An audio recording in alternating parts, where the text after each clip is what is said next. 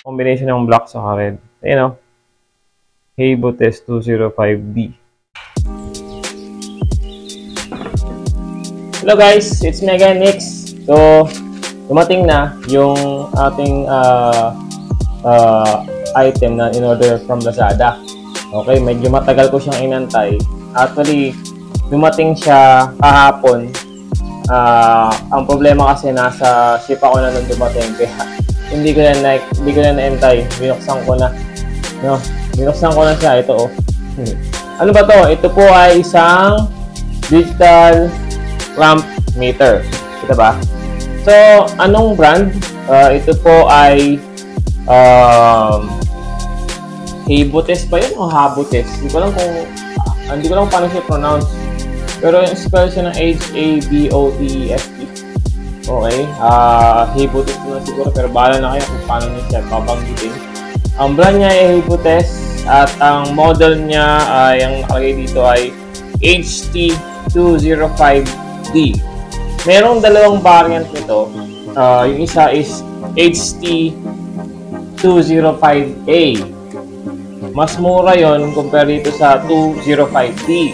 Kasi merong features dito na yun naman talaga yung sadya ko na dahilan ba't ito binili. Kasi wala po yung 205A.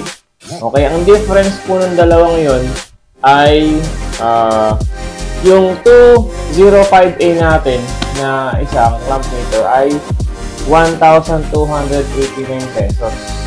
Okay? Pero itong HT205D, ang price nito ay, kung titingnan mo siya ngayon sa Lazada, it's 1,719 pesos.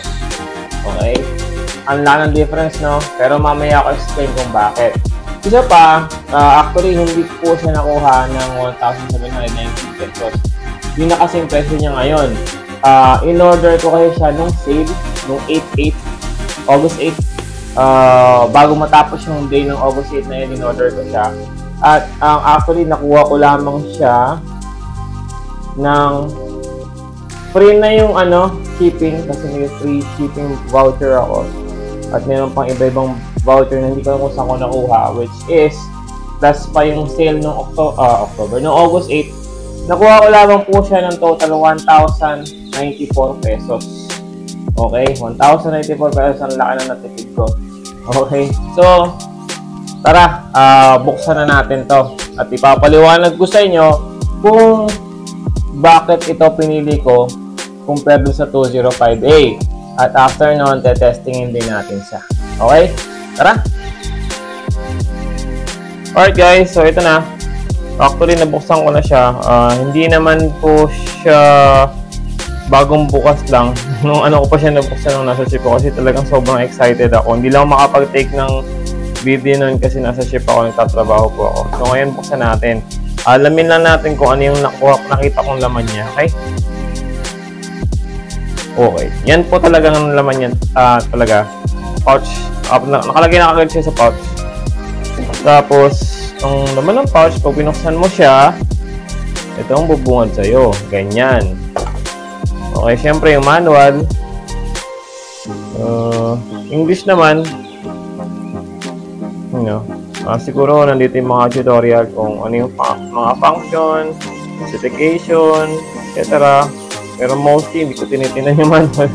Sige, itabi mo natin. Okay, so, tingnan natin yung probe. Ang tulis. Nasundot ako.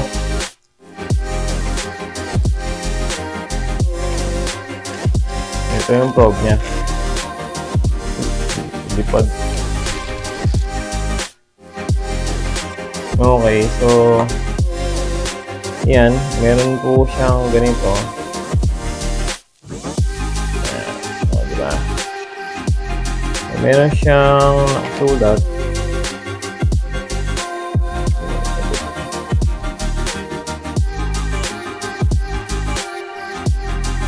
Max 10 amps. Okay. Ito ay takip. Okay. Actually, hindi lang siya takip. Ano siya yung siguro pwede siyang, halimbawa, nagtetest ka ng DC na connection, tapos yung terminal magkadikit o magkalapit, hanggang ganyan kalapit. So, siyempre gusto mong i-test kung may supply. Mostly, for example, tinetest mo siya, ayan, nakaganyan. Bigla kang kinagat ng lamok, gumanon. So, nagkadikit yung dalawang terminal. Tendency, mag-short siya. Siguro para dun yun. Actually, ano ko lang yun. Theory ko lang yun. Kasi, kung titignan mo, pag kinabit mo siya, meron pa rin siyang dulo. Ayan o. Okay. Ang haba niya, 1 meter. Yung haba niya. Yung wire niya, parang kasukat niya ng AWG-14. Tingnan natin kung ako ng AWG-14. No wire.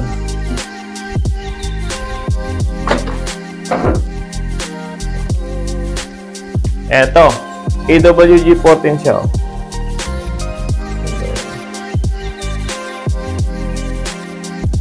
Ayan.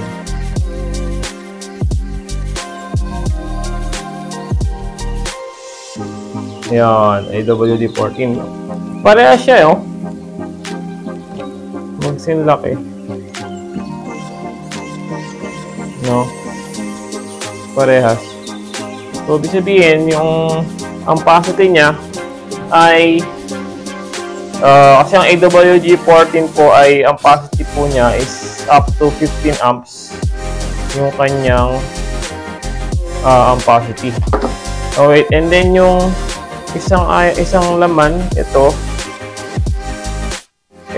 based dun sa mga review na nakita ko sa mga nag-unbox nito, ito po ay for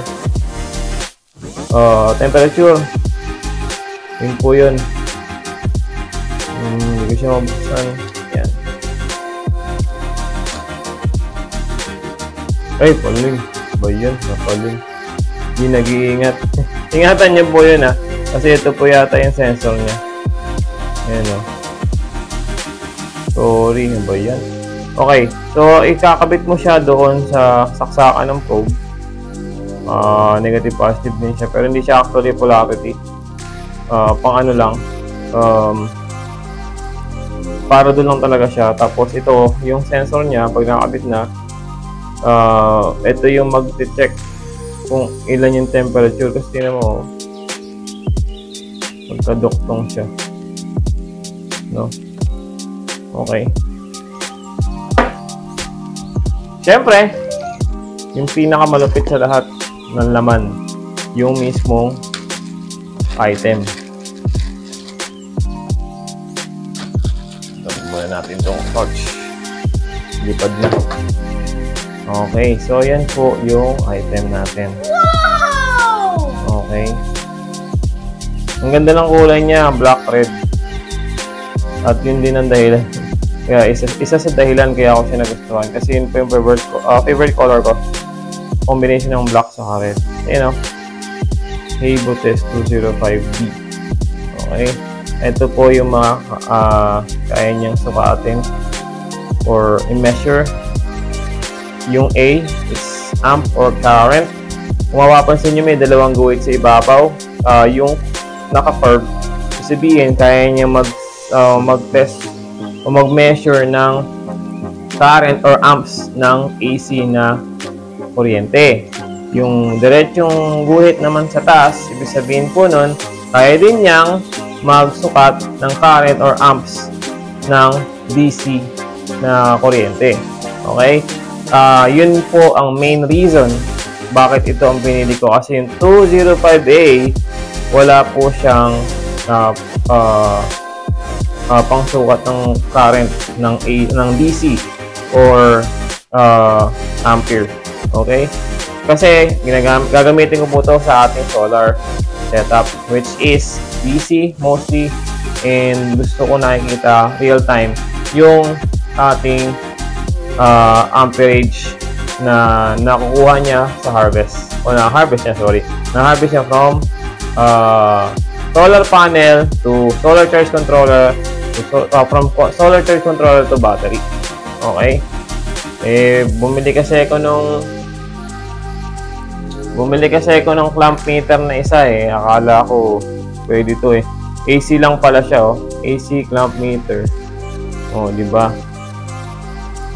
May mura. Ito ay 309 pesos lang. Pero good to. Good tong, yun nga lang, pang AC siya. So, ito, magandahan po ito, malaki screen. Tapos, digital, syempre. At automatic, smart AC or DC clamp meter. Through RMS, ibig sabihin accurate. Okay. So, buksan natin. Paano natin siya bubuksan? Ganito yan. Long press to power. Okay. Yan. Nandun na siya sa auto. Ibig sabihin, pagbukas mo pa lang, pwede mo na siyang gamitin kaagad without switching. Ang pwede niyang sukatin ng automatic is, pag sinabing automatic, it's like, di ba, pagka ganitong multimeter, for example, gusto mo magsukat ng DC, dito ka, di ba? Siyempre, hindi ka naman pwede magsukat ng DC sa AC. Pag nasa AC ka naman, pupunta ka pa na AC, di ba? Kapag gusto mo magsukat ng amps, pupunta ka pa dito. Ay, kumpas. Ito, itong tatlo na to. Tapos, ililipat mo yung pula dito. Kasi hindi pa pwede dito. Okay, kasi 200 milliamps lang dito. Ito, maximum 10 amps. Okay? Tapos, kapag continuity naman, lilipat mo siya dito. Diba? Ganun po siya. Isa pang dahilan, ito kasing multimeter na to, hanggang 10 amps lang po. Sabi ko nga, yung amperage po kasi, pag-reading ng amperage yung gusto ko talaga, kaya ko ito binili.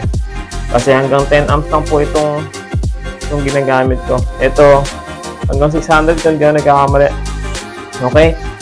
Pagka ito ang ginamit natin, hindi na natin kailangan mag-switch kung ano yung susukatin natin kasi automatic na siya.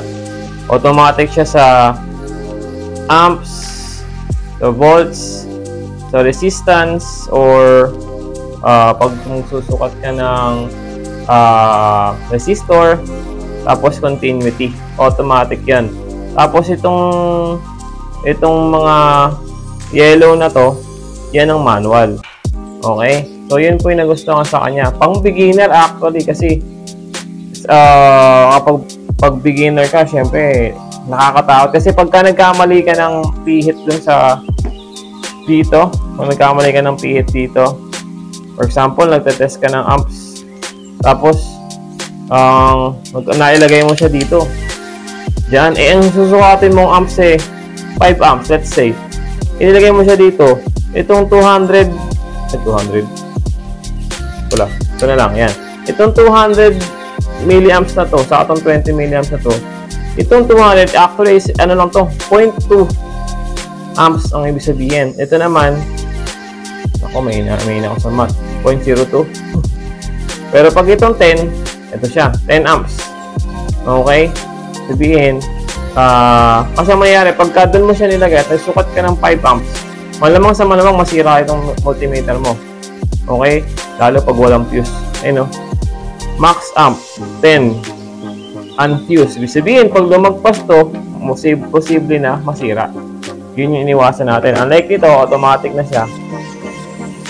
Hindi nga siya gagamitin ng probe. Iipit mo na sa clamp na to para masukat niya yung amperage. Okay? So, yun po yung kagandahan nito. Ang battery po pala nito ay wala pa kasi siyang battery nang binili siya. Ang battery na inilagay dito at kailangan niya ay meron mga kasulat. Ayun pala, ayun. Meron pala kasulat. Ayun, no.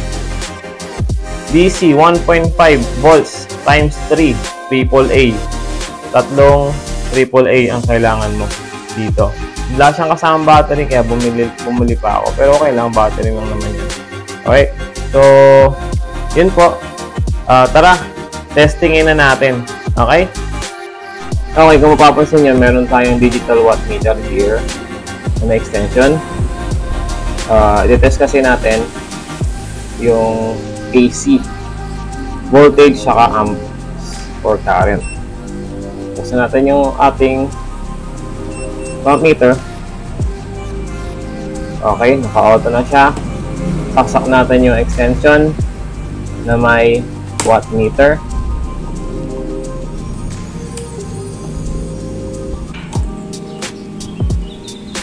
Okay, 0-0 kasi wala pang load. Okay, pero nagre-reach ng 220 volts. Okay, 40 Hz, 60 Hz actually.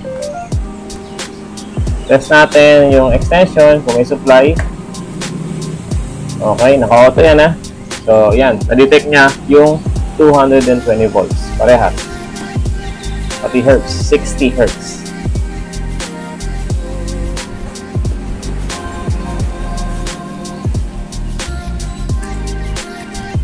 Okay, ngayon i-test naman natin yung current, yung AC current niya kapag naglagay tayo ng load. Itong plancha na to, 1000 watts to, isasaksak natin, naka-off siya ngayon. Ayan, may ilaw dito. May ilaw yan pag naka-on na. On na natin. Check niyo yung meter. Okay, kita nyo, meron na siyang load kasi minute na siya. Almost 1000 watts yung consumption. Amps 4. Okay, tingnan natin. Okay, so pareha. Ay, amps 4. 42 pala. 42 or 43 amps. Hindi naman nagkakalayo. Parehas. Okay, sabihin. Okay, so ito po ay resistor. I-test natin yung pag-test ng resistor niya, yung ohms. Ito po ay 100k ohms na resistor.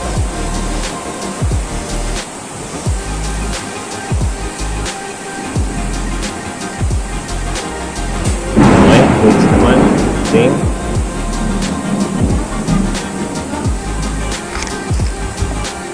Kuha po tayo ng isang resistor.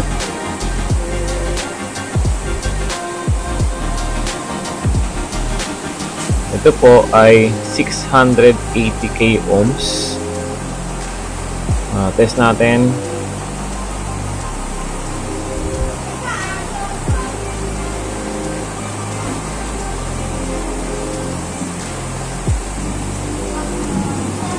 Okay, same. Pasensya na po kayo, malakas kasi po yung ulan, may kulog-kidlat pa, kaya medyo maingay.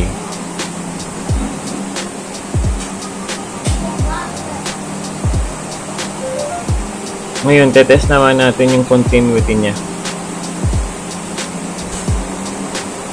Meron siyang ilaw sa gitna, LED. Iilaw yan, tapos tutunog. Sabihin may continuity. Okay, so naka-automatic po tayo. Auto detection po yan siya, auto measurement.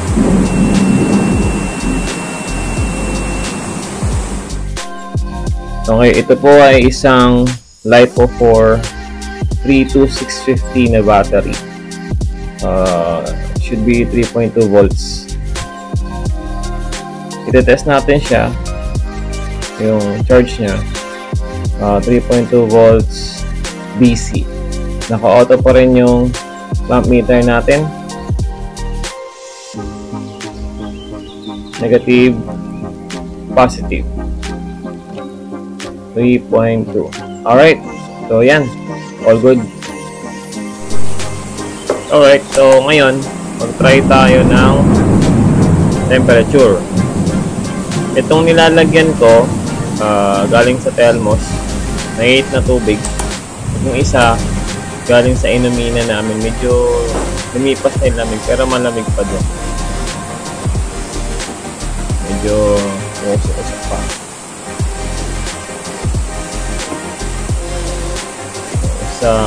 Ininuman ko kasi ito eh. Open.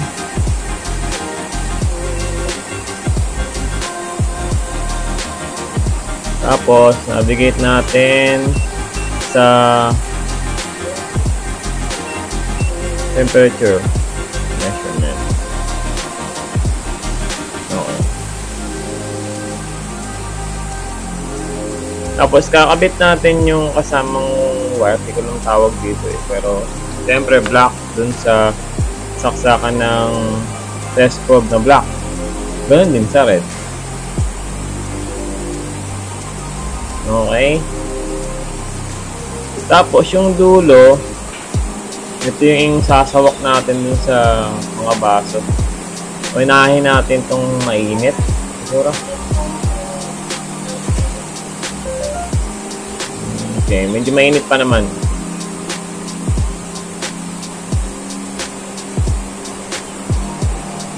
Okay, 68 degrees Celsius. Yung Fahrenheit nasa taas, 149 ba yun? 149. Okay. Tapos yung isa, medyo cold. O, diba malamig pa din kasi 11 degrees Celsius.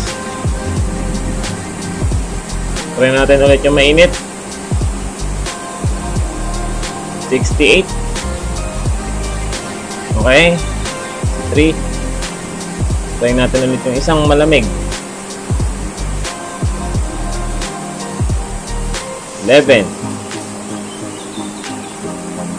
Okay. Okay guys. Ito, gumawa ko ng simpleng circuit. Ito po ay 12 volt circuit. Kasi itong load natin ay mga 12 volts. 12 volts na bulb, na LED. Dalawa yan. Ito, nakarekta. Dito, positive, negative. Tapos ito, may switch. Doon din siya nakakonect dito. Meron pa tayo isang load. Ayun o. Yung ating 12 volts na ceiling fan. Ayan. Wala siyang switch eh. Kaya itatap ko na lang. Gamitan lang natin ang alligator clip. Okay? Pero nakasuksok na yung negative niya. Okay. So, kung mapapansin nyo, meron tayong dalawang tester. Itong orange, orange pa to. Orange. Itong clamp meter na to. Okay? At meron din tayong watt meter. Mamaya ko na-explain kung bakit. Okay. Bakit tayo naglagay ng dalawang ng mga meter? Ito, isusukat niya yung current na dadaan sa ating circuit. Kasi kung mapapansin nyo, gumamit ako ng buck converter or step down at ang pinaka-source niya itong laptop charger na nakasaksak sa AC. Ayun. Okay? And then, ito yung output. Nakakonect siya.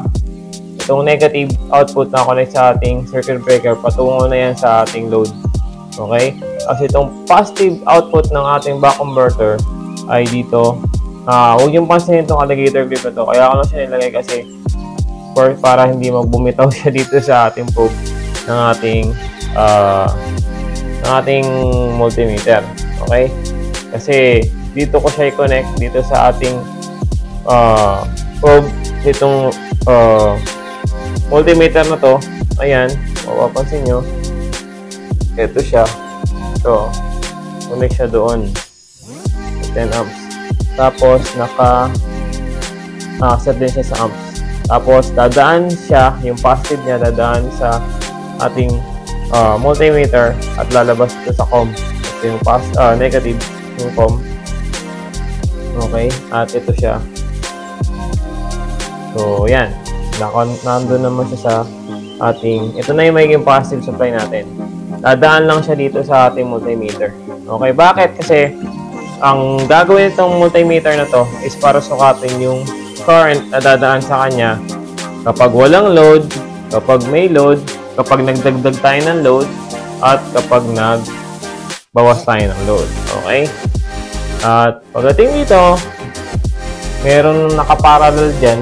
Itong dalawang probe na to, connected dyan dito sa ating multimeter na to. Ito naman, ang kanyang trabaho is susukatin niya yung voltage na dadaan dito sa circuit na to.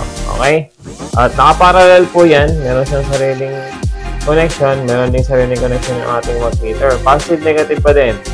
Okay? So, mula dito, pag inon natin itong circuit breaker, dali yung kuryente, babasahin ito, yung voltage, ganun din dadaan dito sa wattmeter, babasahin din yung, magandaan itong wattmeter ito, magbabasa siya ng voltage saka amps. Okay? Pagdaan dyan, dadaan ulit siya dito sa circuit breaker ulit. Ayan o, positive, negative. Tapos, from here, ayan, dito siya na papunta sa ating DC terminal. Positive saka negative. Ayan o. Tapos, ang load niya ay ito nga, yung sinabi ko kanina, yung tatlong load na yan. Nakaayos na yan. Okay? Ito lang talagang bumbil na itong nakarekta. Kaya pag inon natin yung circuit at dumali ng kuryente, iilaw yan automatic. Ito, may switch.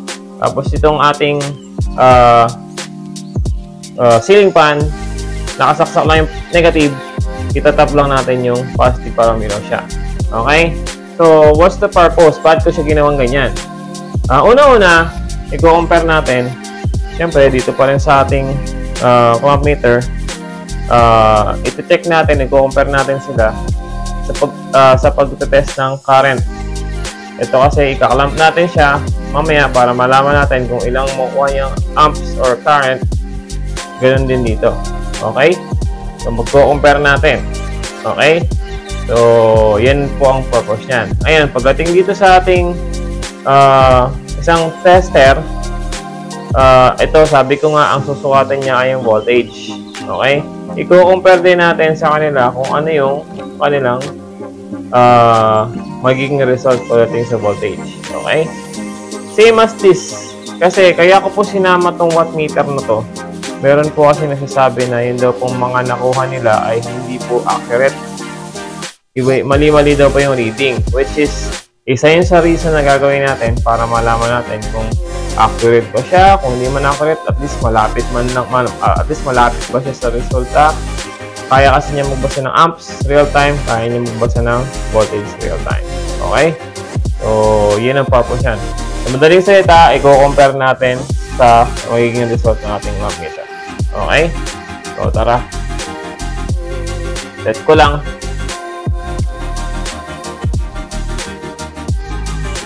Okay. So, dito muna tayo. Dito ba? Yan. Okay. So, ang gawin natin, on na natin yung back converter. On ko lang itong ating yan, umilaw siya, no? Nakita ba? Hindi. Check ko lang, ha? Okay, umilaw. Okay, baka mamatay, mag-sleep.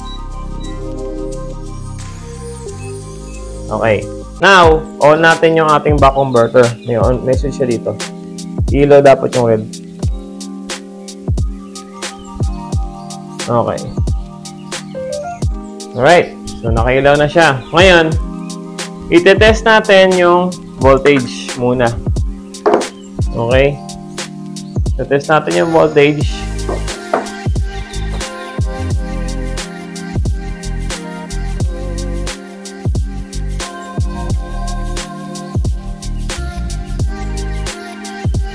Okay.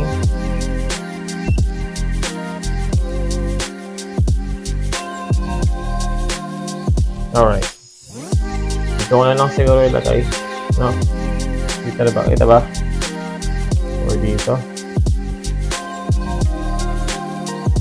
Ayan.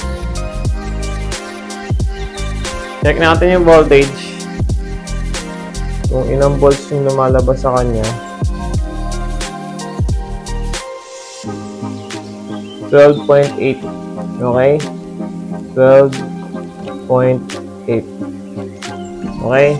Now, i-on natin to, itong ating circuit breaker para magbasa na to. On ko na. Okay. So, mag-on din to. Ayan. Itong ating multimeter na red. 12 volts din siya. Zoom ko sana makuha ko.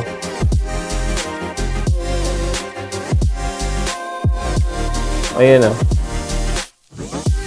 12.8. Ito hindi ko makita eh.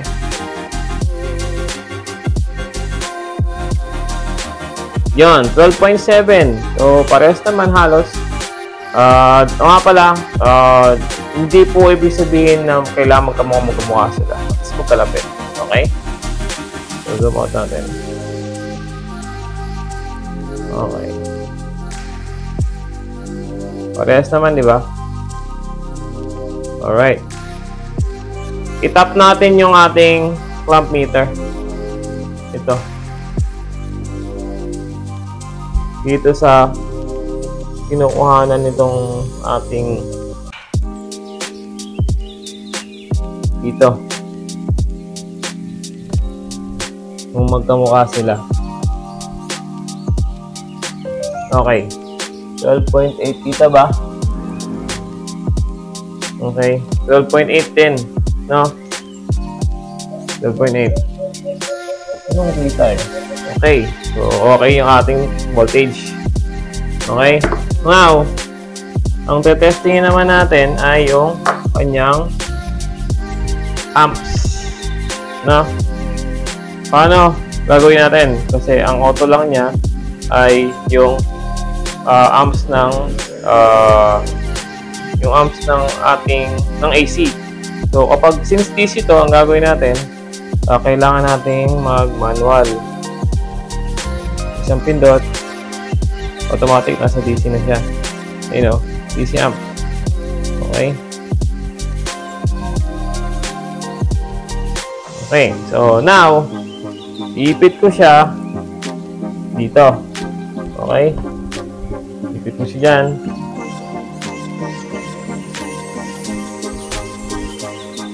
Okay. Yan.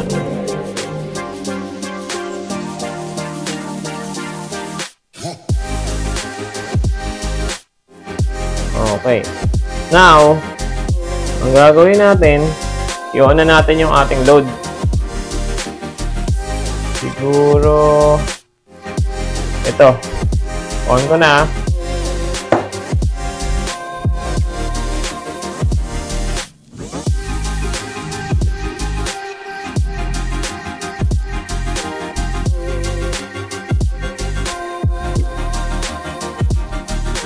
Okay.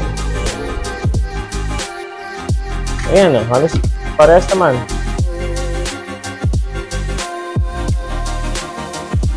Ito.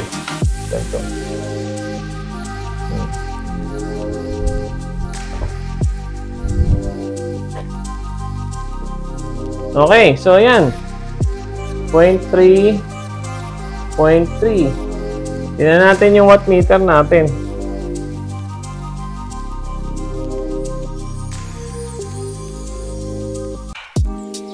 .3. Ayun o. 0.3 naman siya eh. So, accurate. Diba? 12.6. 12.7 yung ating volts. Okay. So, now. Okay. Now. Dagdagan natin yung... Ay, pwesta. Sorry. Dagdagan natin yung load. Pailawin natin tong isang haba. Check nyo ha. 0.9. 0.9. Yung width meter natin kasi hindi kita eh. Sumulit natin. O, 0.9. Diba? Accurate naman eh. Alright. Dagdagan pa natin. Okay. Itatap ko na tong ating ceiling fan. No?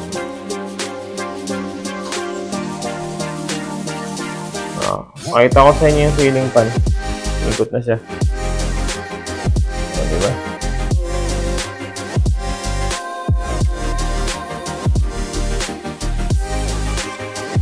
Alright. O yan, 1.5 amps. 1.5 yung ating wattmeter.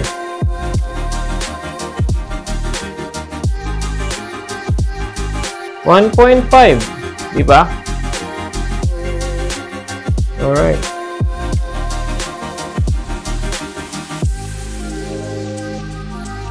So, yan, accurate naman siya. Gandaan nito, hindi mo na kailangan itap, ika-clamp mo na lang. So, napaka-useful nito sa solar natin. Okay? Alright, so, kayo na bahala kung gusto nyo yung item. Itong ating clamp meter, ilalagay ko sa description below yung ating mga link nung binilang ko nung ating mga multimeter. Kung gusto nyo, pati ito, saka itong ating bida dito eh. Okay? Ilalagay ko sa description below. Kung gusto nyo ng ganyan, bili lang kayo. Click nyo lang sa Lazada. Okay? For me, okay ito. Siguro, dahil ito yung aking first clamp meter na pang DC. Na pang DC amp.